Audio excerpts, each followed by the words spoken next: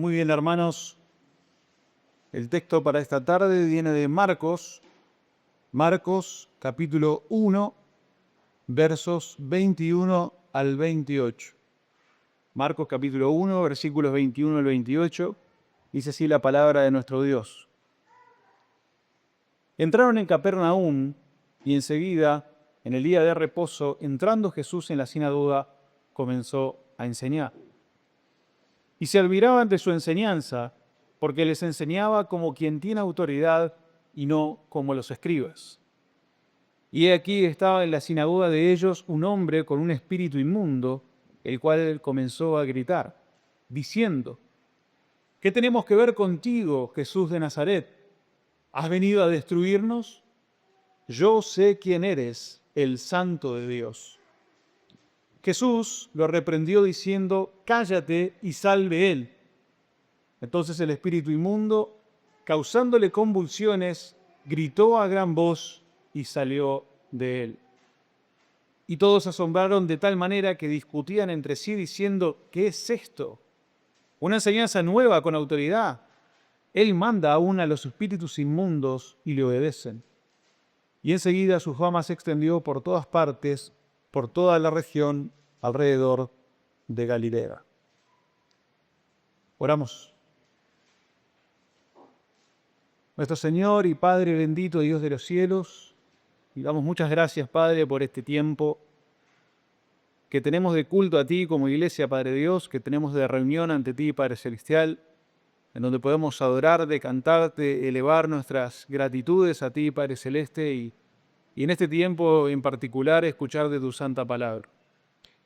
Ayúdame, Señor Dios mío, a ser claro en mi exposición. Ayuda, Padre, a no errar, bendito Dios, en cuanto a lo que Tú quieres comunicarnos. Y ayúdanos a nosotros todos como iglesia a recibir con un corazón abierto, Señor Dios mío, lo que Tú nos quieres transmitir. Gracias por Tu santísima palabra inspirada y agradecemos en el nombre de Jesús, nuestro Dios y nuestro Rey. Amén. Muchas veces se piensa en Jesús como un personaje que vino solamente a dejar algunos consejos buenos, como un maestro tranquilo, sereno, ¿no? Es un poco la imagen del Jesús de Hollywood, un predicador muy conocido que falleció hace poco, Buddy Backham. Él decía que era una especie de Jesús con crema de enjuague, ¿no? Como un Jesús bastante diluido, ¿no?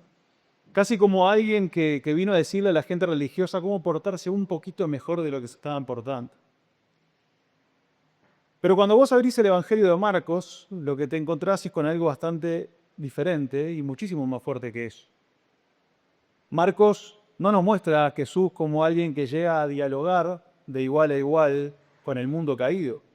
No. Marcos nos muestra que la llegada de Jesucristo es, como venimos viendo, literalmente una invasión. Una invasión cósmica. El rey está entrando en territorio enemigo. Y eso cambia completamente la escena y la forma que nosotros la podemos apreciar. Porque cuando el Rey de Reyes pisa este mundo que está roto y que está caído, Él no viene a pedir permiso para hacer lo que hace. No viene a negociar, no viene a debatir ideas con las tinieblas. Viene a reclamar lo que le pertenece. Viene a tomar posesión de lo que es suyo. Viene a desalojar al usurpador de este monte. Entonces lo que vamos a ver hoy es justamente eso, el primer gran choque frontal explícito en Marcos entre el reino de Dios y el reino de las tinieblas, público. Y todo arranca, como leímos recién, en un contexto que a simple vista parece de lo más normal, ¿no? Imagínenselo un poquito. Una mañana de sábado, una sinagoga, gente reunida como estamos acá reunidos nosotros, todo en orden, todo prolijo, todo tranquilo, todo dentro de los parámetros normales de lo que podía ser cualquier reunión de sábado. Pero en cuestión de segundos, esa escena se transforma en un campo de batalla. Y eso es tremendo porque nos deja ver que cuando Cristo aparece de verdad y hace presencia, cuando su autoridad se hace presente, Lo que está oculto ya no puede seguir escondido. Lo oscuro ya no puede seguir cómodo en el lugar que está. Y el enemigo entra en pánico, literalmente en pánico. Entonces, para meternos bien en el texto, vamos a recorrer este pasaje en 4 movimientos que están bien marcados. Primero vamos a ver la invasión al territorio. Jesús invadiendo al territorio, los versos 21 y 22.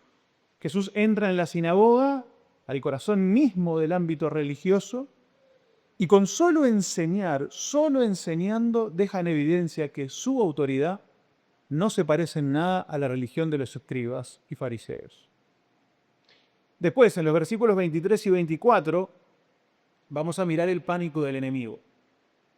Porque cuando la santidad de Dios irrumpe y cuando la verdad se predica con pureza, el mal no se queda tranquilo, se desespera.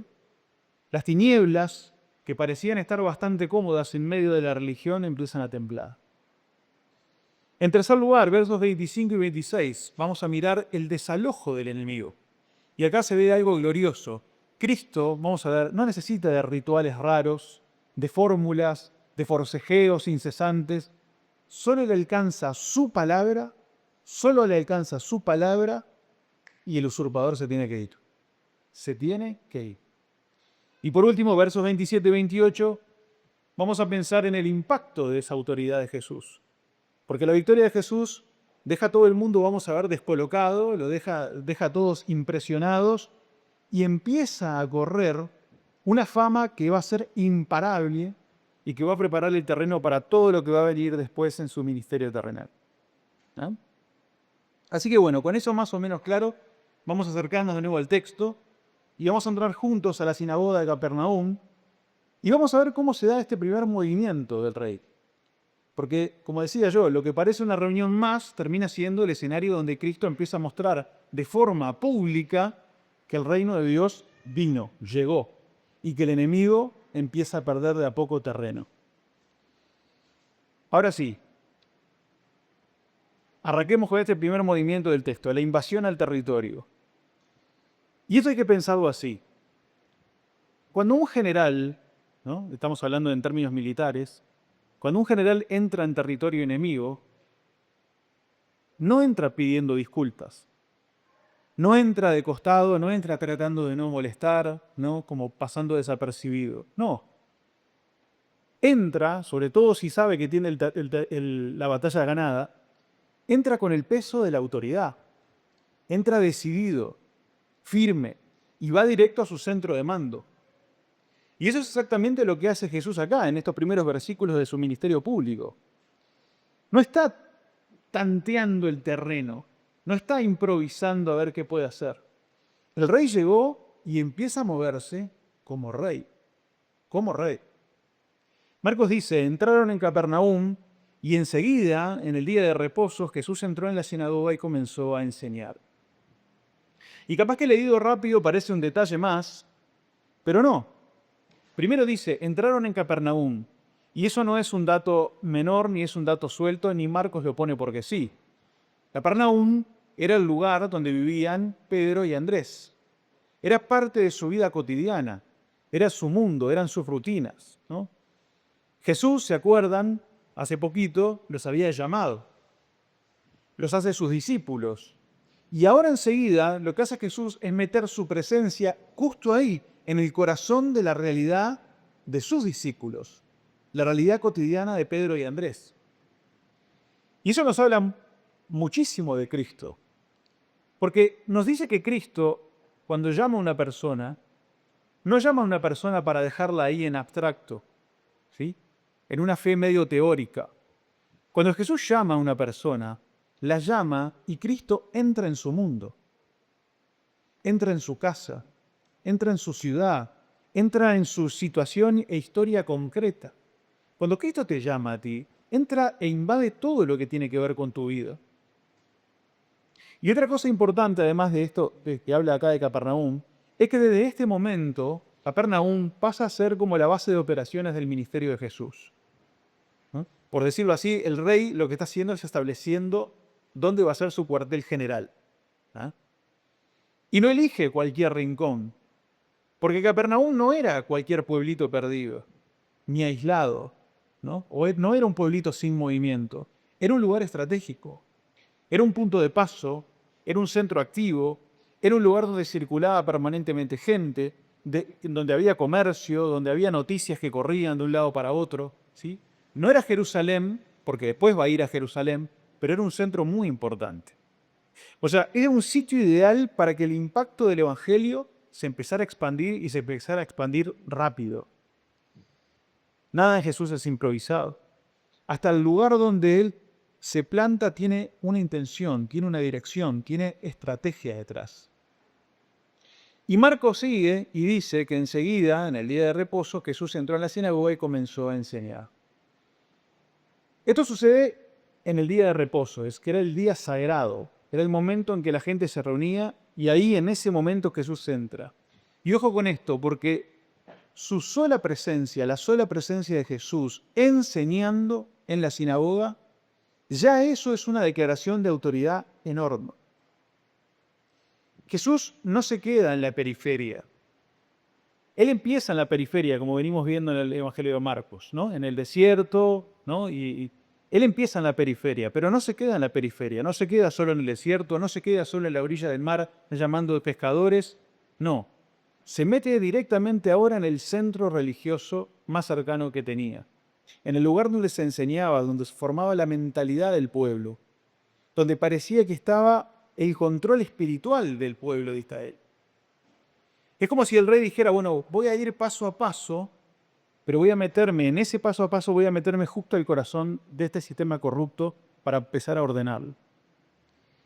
Y eso ya es confrontación, eso ya es invasión, eso ya es el reino de Dios avanzando. Pero claro, una cosa es que el rey entre en la sala y otra cosa es cuando el rey empieza a hablar. Porque mientras está ahí su presencia ya pesa, es cierto, pero cuando Jesús abre la boca, ahí el impacto es muchísimo más grande. Y eso nos lleva al versículo 22, que dice Marcos, dice, y se admiraban de su enseñanza porque les enseñaba como quien tiene autoridad y no como los escribas. Fíjense algo, acá todavía no pasó ningún milagro visible, todavía no pasó nada, ¿no? No hubo todavía una sanidad física, no hubo ninguna señal espectacular, no hubo nada de eso. Solamente, ¿qué hizo Jesús nada más? Enseñó. Solamente enseñó. Y con eso, con la sola enseñanza, alcanzó para sacudir a toda la congregación que estaba ahí. O sea, antes de ver cualquier cosa, la gente estaba ahí, ya pudo percibir que en Jesús había algo completamente diferente, algo completamente distinto. Había un peso, una densidad, una autoridad que no se parecía nada a lo que ya conocían. Fíjense que Marcos ni siquiera nos da el contenido del sermón. No sabemos qué Jesús predicó, no sabemos qué enseñó. Solo nos dice que enseñó. Esto quiere decir que Marcos que quiere mostrar que el punto no es solamente lo que dijo, o sea, no les impactó el hecho solamente de lo que dijo, ni cómo lo dijo, sino quién estaba hablando. ¿Quién estaba hablando? La gente no queda impactada solamente por las ideas que Jesús expresa ahí, sino por la presencia misma de la verdad encarnada delante de ellos.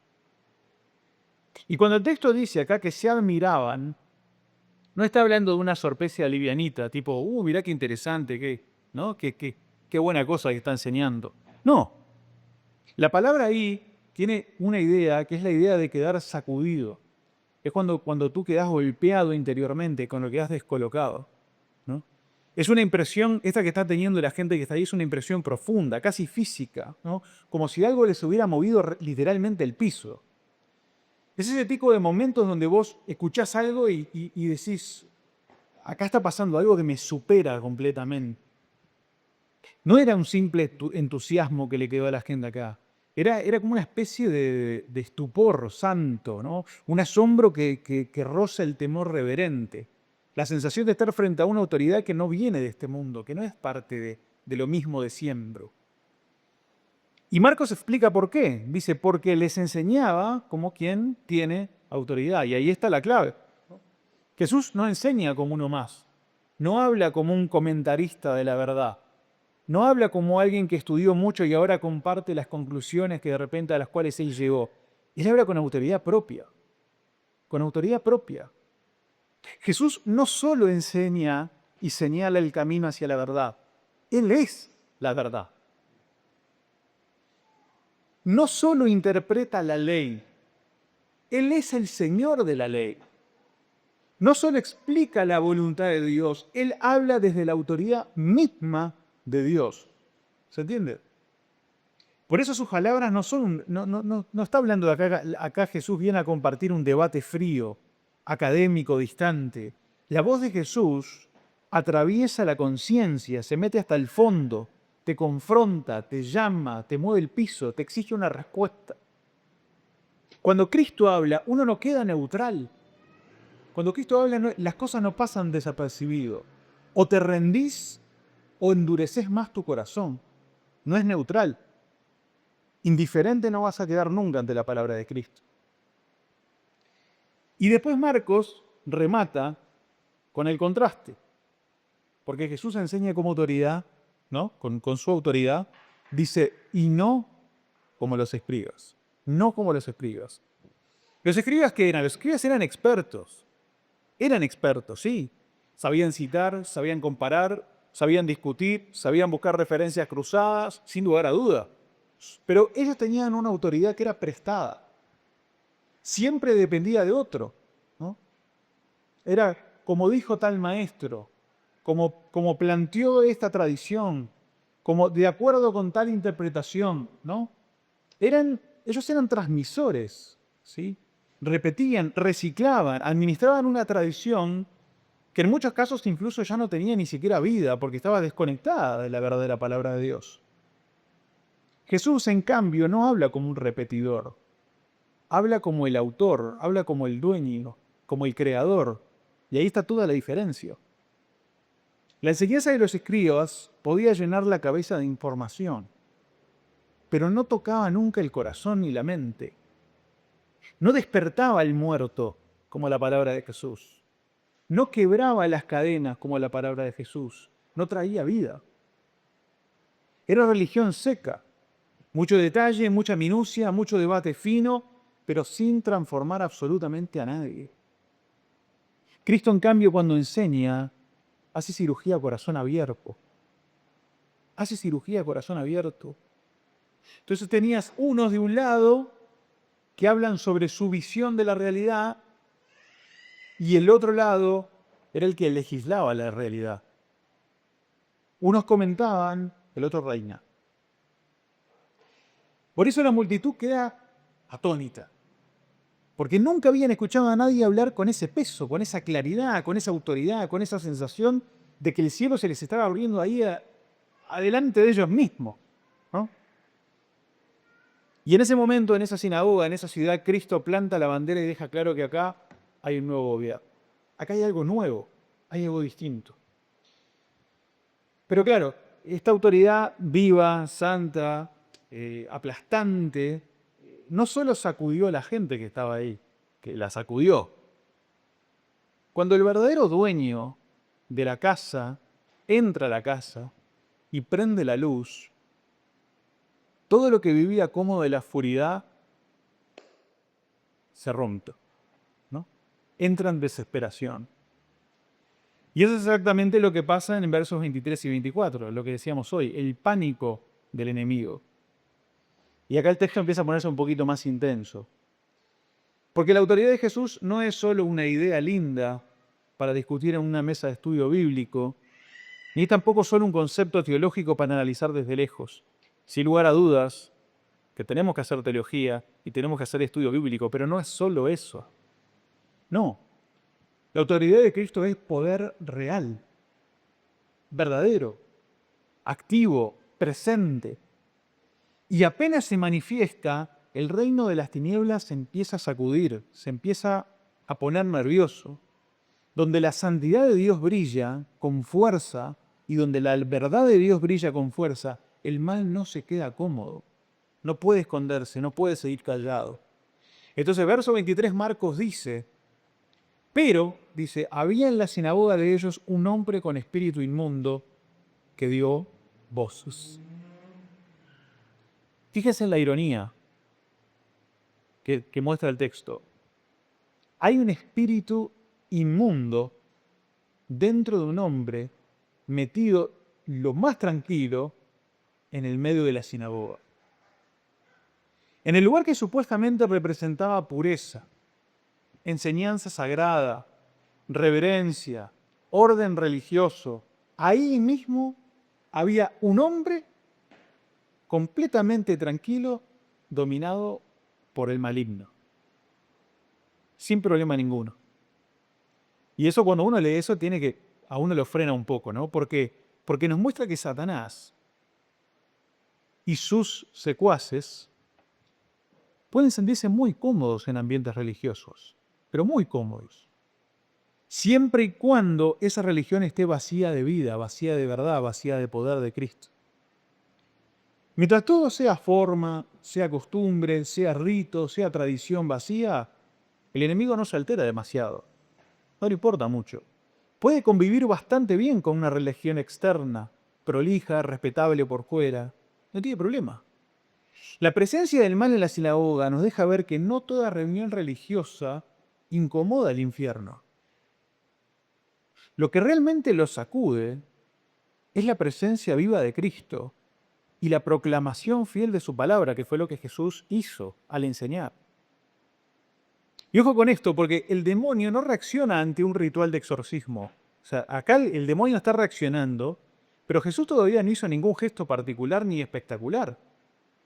No vemos ninguna fórmula, ninguna ceremonia, no hubo nada místico. ¿Qué fue lo que detonó la reacción del demonio? La enseñanza. La palabra predicada.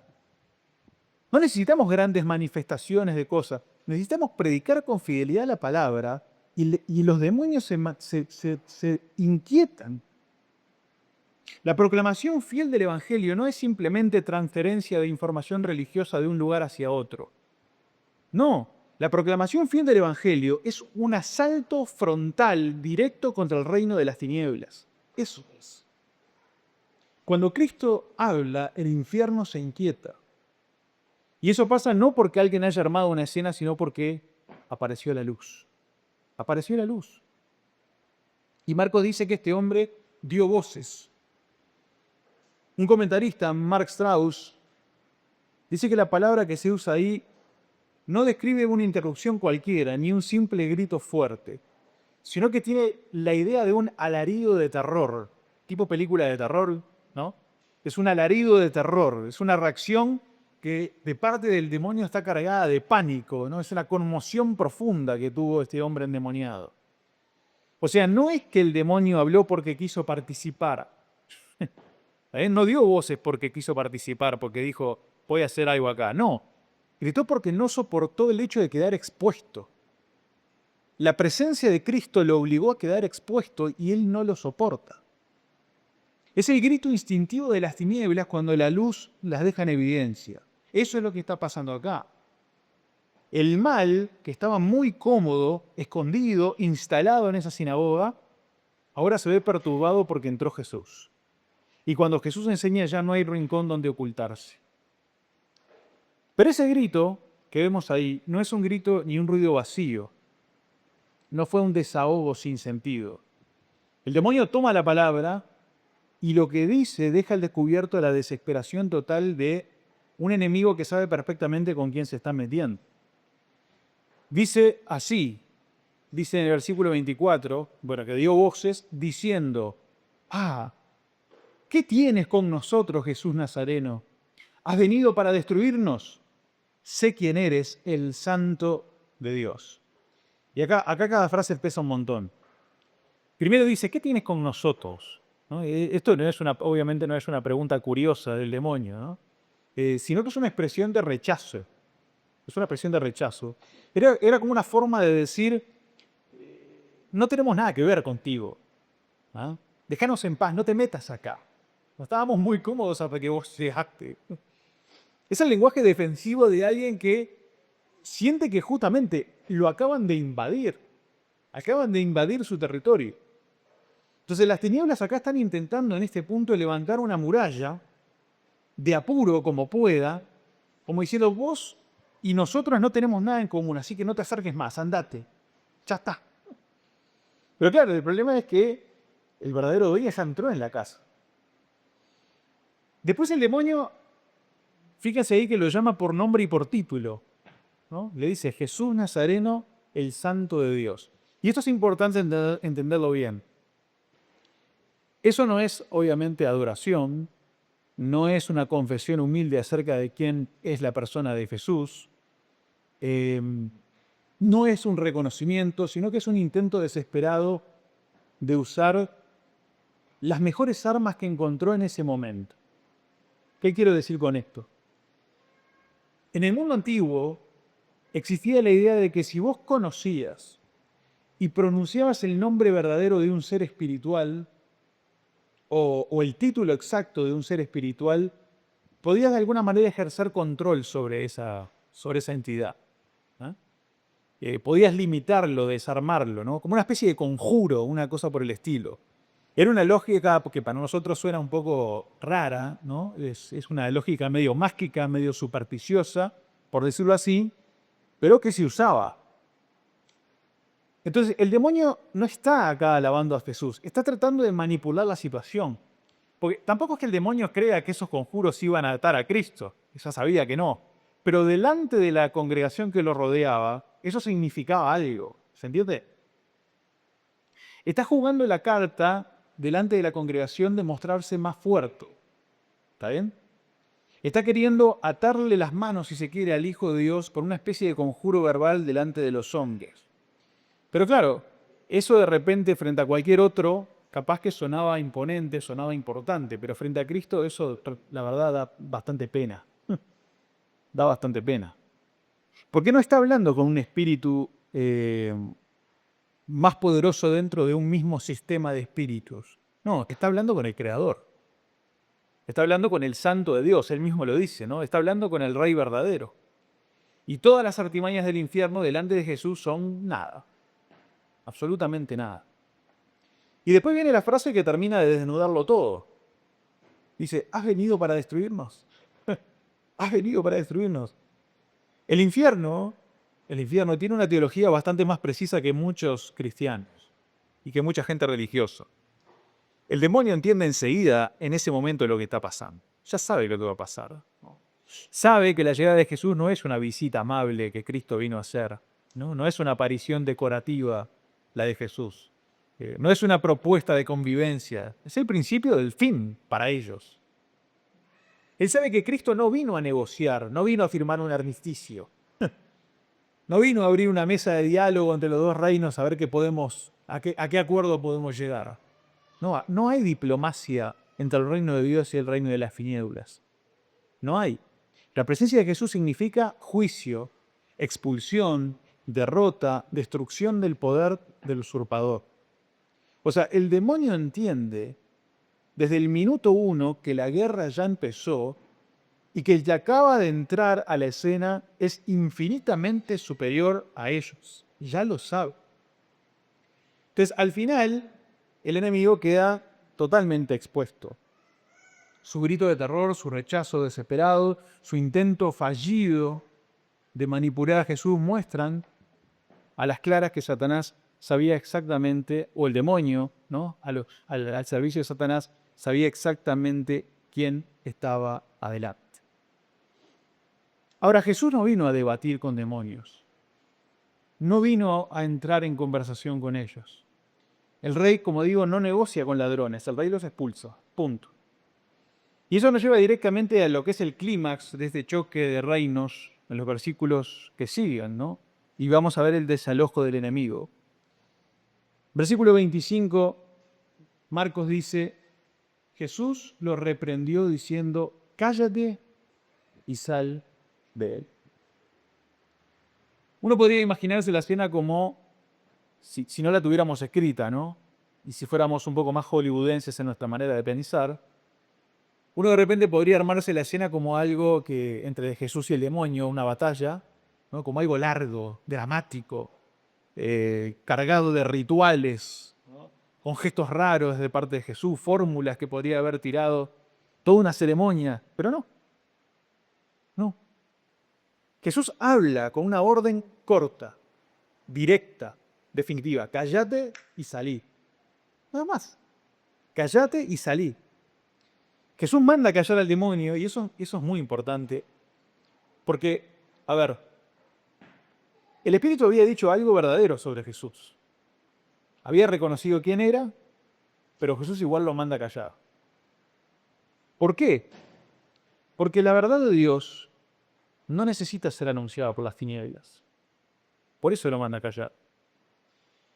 Otro comentarista, James Edwards, dice que acá empieza a verse eso que en Marcos vamos a ver muchas veces y que muchas veces se lo menciona como el secreto mesiánico. El secreto mesiánico es lo siguiente. Es el hecho de que Jesús no permite, dentro de su ministerio terrenal, que su identidad sea presentada en los términos del infierno, ni que sea respaldada por voces demoníacas. ¿Sí? Por eso Jesús los manda a callar enseguida. De hecho, Pablo también lo hace en el libro de Hechos, ¿no? Cuando lo vienen persiguiendo, ¿no? Shh, calla. No necesito tu publicidad. Tiene mucho sentido eso, porque Cristo no necesita la propaganda del enemigo. No necesita que los demonios le hagan campaña. ¿Mm? No. No necesita la validación del reino de las tinieblas. La verdad pura de Dios no se mezcla en ningún momento con la inmundicia del infierno. No se mezcla. Ni aun cuando el infierno hable la verdad. Entonces, lo primero que hace Jesús es cerrarle la boca. Y antes de expulsarlo lo amordaza. Y después viene la segunda parte, sal de él. Otra vez, directo, sin vuelta, sin espectáculo. Y eso marca un contraste brutal con los exorcistas que había en aquella época, tanto judíos como paganos, y de hecho con los exorcistas, supuestos exorcistas de hoy, ¿no? Que hacen todo un show y un espectáculo. No, lo de Jesús es simple. Sal fuera, callate y a otra cosa. Muchos de los exorcistas de la época dependían justamente de fórmulas largas, de conjuros, de objetos, traían muchas veces objetos, raíces de árboles, plantas, olores fuertes, etcétera, ¿no? Invocaban nombres de espíritus más poderosos del cual querían echar y demás, ¿no? Todo un aparato ritual para intentar dominar al espíritu que tenían adelante. Jesús no hace nada de eso, no necesita hacer nada de eso. ¿Por qué? Porque no necesita invocar a nadie superior. ¿Quién es superior a Cristo? No hay nadie superior, ese es el punto. Jesús no llama poder de afuera para dominar a este individuo. Jesús habla en el poder del Espíritu, que es el poder de Dios, que es su propio poder, desde su autoridad inherente, desde su señorío absoluto. Los demás, en el mejor de los casos, intentaban manipular fuerzas que incluso ni siquiera entendían bien, ¿no? Y la palabra mismo lo dice, ni siquiera lo entiendo. Cristo, en cambio, da la orden como dueño, como rey, como creador. Y acá hay algo tremendo también que marca muy bien otro comentarista, Mark Strauss, que dice que la palabra de Jesús por sí sola es suficiente. No hay acá una lucha pareja, no es parejo esto. No hay un suspenso real en la escena, no hay una pulseada de poderes donde uno no sabe quién va a ganar en últimas. No, el conflicto se define en el instante mismo que Jesús abre la boca. Porque no vemos un forcejeo espiritual angustioso, no vemos a Jesús agotado peleando contra una fuerza similar a la suya, no vemos nada de eso. El rey habla y la oscuridad tiene que obedecer. Así de absoluto es el señorío en el Señor Jesús. Y eso también nos deja una imagen bien clara. El demonio podía gritar, el demonio podía resistirse, el demonio podía sacudirse, revolcarse, pero ya perdió. Ya perdió. En el momento que Jesús pronunció la orden, ya perdió. Ahora, claro, aunque la derrota del enemigo ya está decidida, que eso no significa que el enemigo se vaya tranquilo. Es muy común, ¿no? En las guerras, que cuando el invasor ya sabe que perdió, ¿qué hace? En el lugar donde está, rompe todo, ¿no? Como para dejarle al victorioso menos de qué aprovechar. Rompe todo. Entonces el invasor, cuando pierde, nunca abandona el territorio en paz. Nunca se retira con de repente con lo que podríamos llamar dignidad, con dignidad de la derrota. Siempre quiere hacer ruido, siempre quiere dejar alguna marca de violencia antes de salir, algo por el estilo. Y eso es lo que vemos en el versículo 26. Dice Marcos de nuevo que entonces el espíritu inmundo, causándole convulsiones, gritó a gran voz y salió de él. Por un lado, el demonio obedece. Jesús le dijo cállate y en ese sentido él lo cumple. No que no grita más, pero sino que no pronuncia ninguna palabra más. No hay ningún pronunciamiento más de parte del demonio. Ya no hay ningún discurso, ya no hay ningún intento de manipulación, ninguna teología demoníaca intentando convencer, nada. ¿Tá? La voz del demonio fue silenciada. Pero aunque no puede seguir hablando, sí pega como un último alarido, como una especie de voy a hacer daño de alguna forma. Y ese grito ya no es un intento de controlar las cosas, es el grito de la derrota. Es el berrinche final del enemigo, ¿no? Como cual niño que... ¿no? Es el alarido de frustración de alguien que ya sabe que perdió completamente. Y Marcos dice que el espíritu al salir le causó convulsiones al hombre.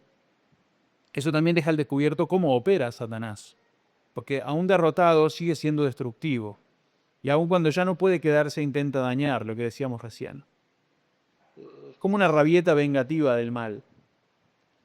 Ahora, si pensamos en el paralelo de este texto en Lucas, no lo voy a leer por un tema de tiempo, pero si nosotros leyéramos Lucas, en Lucas 4:35, nos vamos a dar cuenta que aunque la salida fue muy violenta y trató de ser muy espectacular el demonio, el demonio tuvo que salir, pero no pudo destruir al hombre.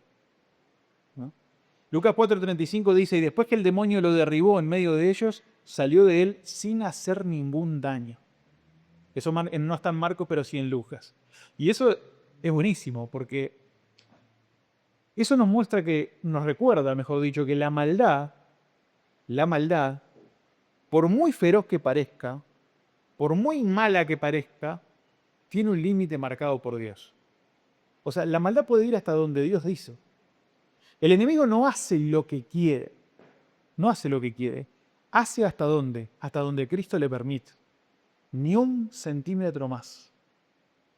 Incluso en el momento más violento y más tenso, el control sigue estando en las manos de Jesús. Cristo nunca perdió el control. Y además, toda esa reacción visible que Jesús permite, evidentemente lo permite, yo creo que tenía un propósito también. Y era que la gente en la sinagoga necesitaba ver con claridad que el espíritu realmente había salido y había perdido. Porque si no, si Cristo lo dejaba, ¿no? y quedaba ahí nomás, capaz que podía quedar como algo ambiguo, ¿no? Como si lo dejaba como algo que pasaba en el interior nomás, capaz que podía haber sido algo discutible. Y parece que sacó el demonio, parece. Tenía que ser público, tenía que ser notorio. Con esta convulsión y este grito de desesperación final, es innegable que el demonio perdió, para todos los que estaban ahí. La liberación tenía que quedar expuesta delante de todos para que nadie pudiera reducirla a su gestión, a un efecto psicológico o a una impresión subjetiva de la gente que estaba. Como también pasa muchas veces hoy en las campañas estas de milagros y demás, ¿no? Todo es subjetivo, ¿no? A todo el mundo le queda la sensación de que, bueno, sí, lo liberó, pero andás a ver. No. O Jesús era bien claro, bien claro. El punto es que el hombre quedó libre de manera evidente, el demonio salió y la autoridad de Jesús se hizo visible. Y entonces, en esa sinagoga, ya no quedaba duda de quién había ganado esa batalla. Y como digo, no fue una pelea cerrada, no fue una victoria ajustada, fue triunfo absoluto de principio a fin de nuestro Señor Jesucristo. Es una tremenda escena, Con una sola palabra Jesús silenció al enemigo, con una sola orden Jesús lo expulsó, sin rituales, sin esfuerzo, sin asistencia de nadie, sin compartir el escenario con nadie, solo Cristo. Solo Cristo, solo su autoridad, solo el poder invencible de su palabra, nada más. Nada más. Y eso es lo que Marcos quiere que veamos, ¿no? Que cuando el rey entra en el territorio ocupado, no viene a coexistir con el mal, sino que viene a desalojarlo, viene a darle el desaloje. El ladrón podrá patalear, podrá gritar, podrá sacudir el ambiente, pero se tiene que ir. El hombre quedó libre, el demonio fue expulsado y por un instante parecía que todo iba a volver al silencio, ¿no? Pero Marcos no termina la escena allí. Hay 2 versículos más.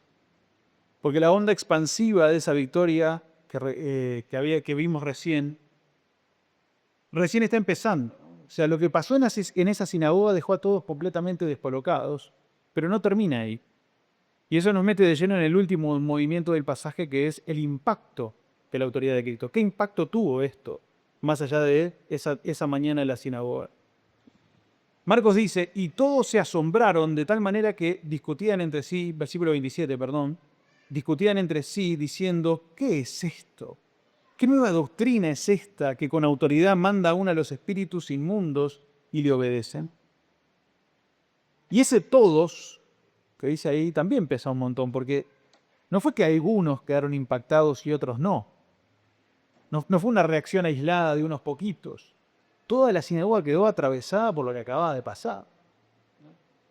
Y cuando el texto dice que se asombraron, otra vez no está hablando de una sorpresa livianita. La idea ahí tiene una carga fuerte de conmoción, de temor reverente, de algo que te desarma por adentro. No estaban entretenidos. No estaban diciendo, che, qué interesante cómo fue lo del demonio. Bastante impactante, ¿no? No, estaban profundamente sacudidos al punto que yo creo que se miraban y no podían ni hablar, ¿no? ¿Qué pasó acá? Era una mezcla de maravilla y temor, que justamente la reacción que produce cuando Dios aparece. Esa situación de estar viendo algo que no entra en ninguna de tus categorías mentales. Y por eso la pregunta que se hacen entre ellos, ¿qué es esto? ¿Qué es esto? No están preguntando porque sí, ¿no? Esa frase está expresando el colapso interno que están teniendo ellos. Es como si dijeran, yo no tengo idea de dónde poner esto, dónde encasillarlo, esto. ¿Qué es esto? No sé con qué compararlo, ¿no? Un poco lo que pasa por la mente de estos judíos. No tenemos un casillero mental de lo que acabamos de ver. Todo el sistema religioso que ellos tenían, todo su sistema religioso venía funcionando con ciertas reglas, con ciertos moldes, tenían ciertas expectativas, pero ahora aparece Jesús, enseña con una autoridad completamente distinta y además manda sobre los espíritus inmundos como si fueran siervos obligados a obedecerlo. Entonces, todo lo conocido que ellos tenían se les empieza a caer de golpe, de la nada. Y eso es fuerte, porque cuando Cristo se manifiesta de verdad, no viene a encajar prolijamente en nuestras estructuras y pensamientos. No.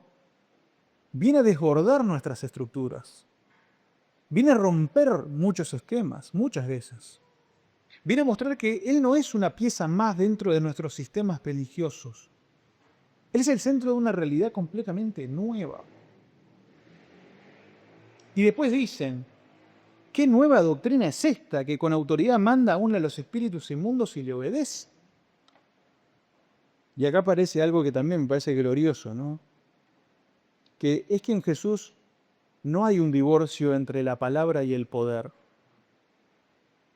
Lo que Él enseña lo respalda con lo que hace. No es alguien que habla muy lindo, pero que después no puede sostenerlo en la práctica. No es un maestro más tirando ideas elevadas, no es un comentarista espiritual más, es el Rey.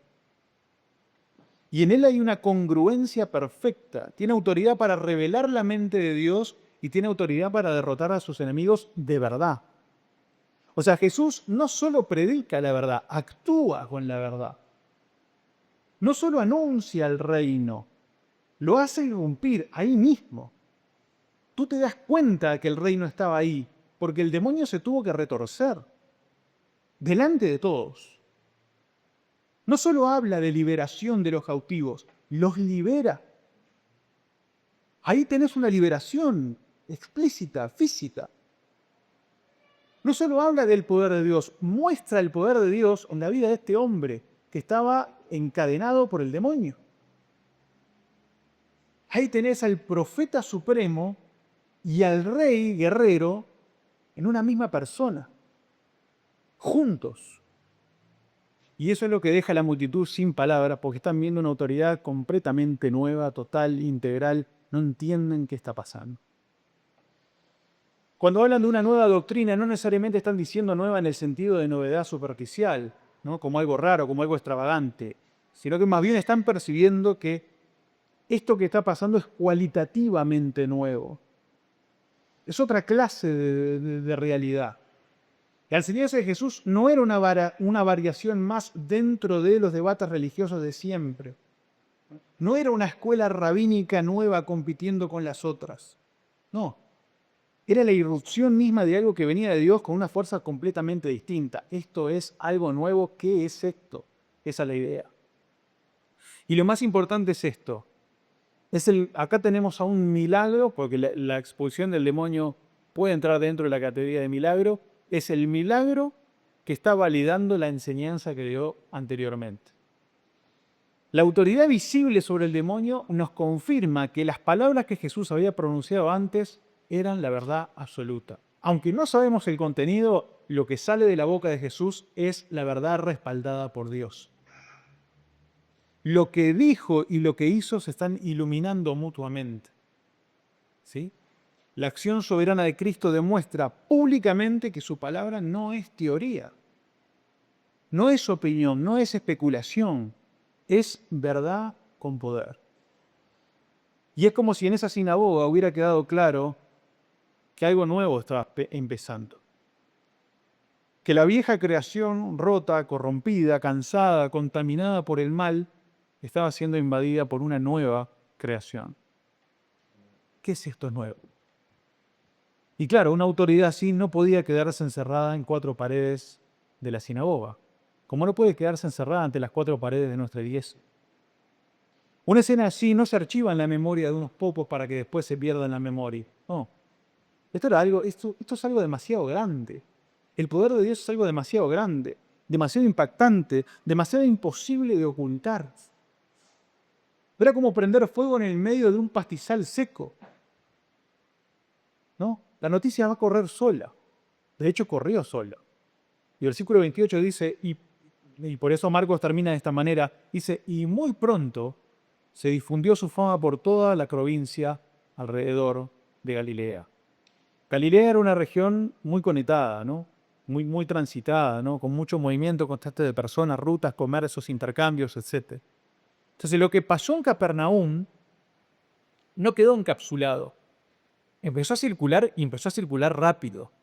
Y por eso la fama de Jesús.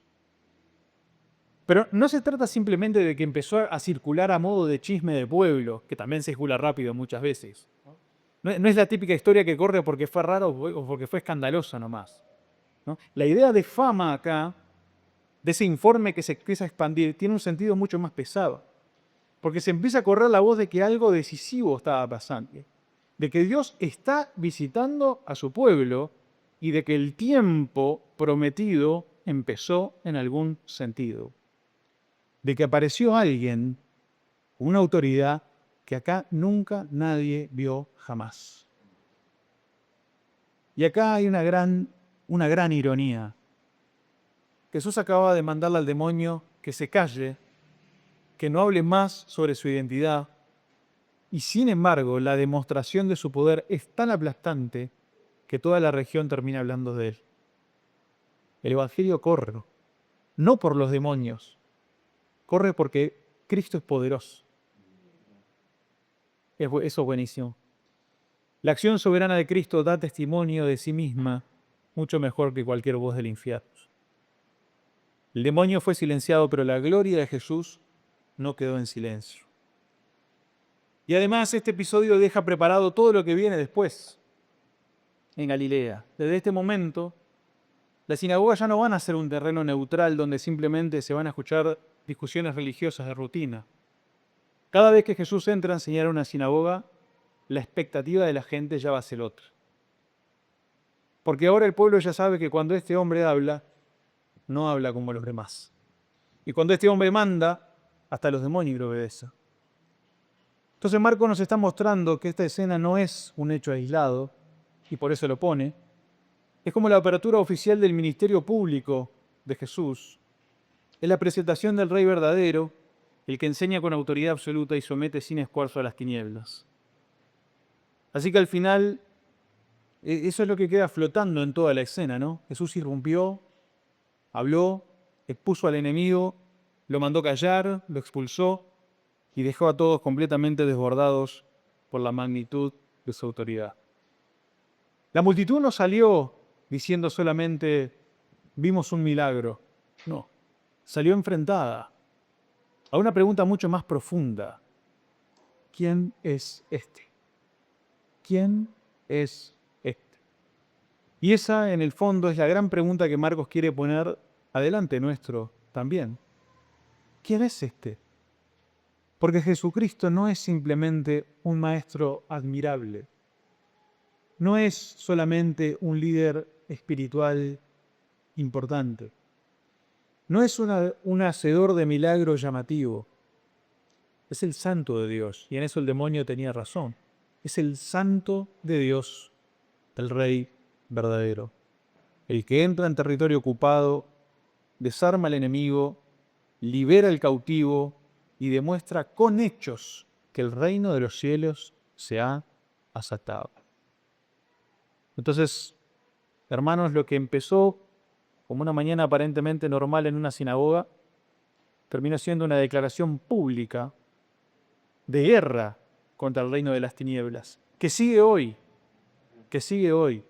y que nosotros, en el poder de Cristo, podemos seguir dando la batalla y debemos seguir dando la batalla, sabiendo, además, que las puertas del Hades no van a joder con nosotros. No por nosotros, sino por el poder de Cristo que tiene la autoridad que vimos en este pasaje. Amén.